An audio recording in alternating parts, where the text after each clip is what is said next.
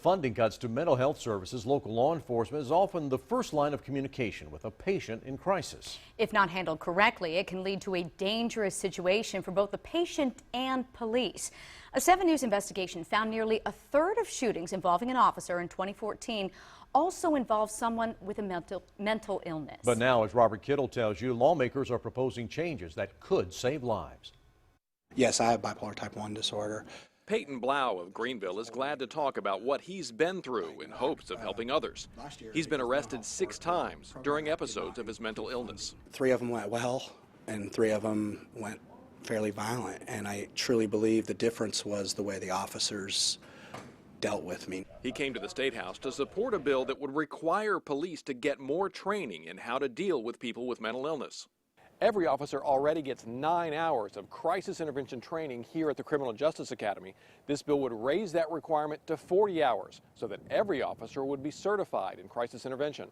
Greenville Police Captain Stacy Owens heads the department's crisis intervention team.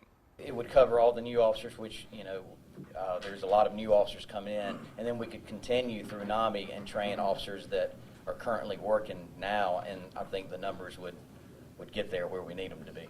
The bill would also provide a new option for transporting the mentally ill.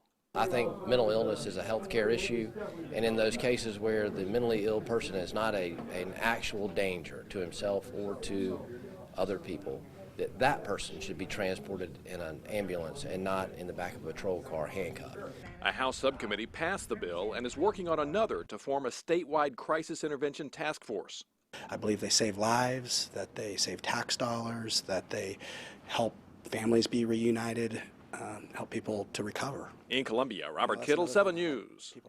Supporters say the part of the bill dealing with transport could also affect safety. Right now, police officers and deputies who could be on the street have to drive patients to hospitals and mental health facilities.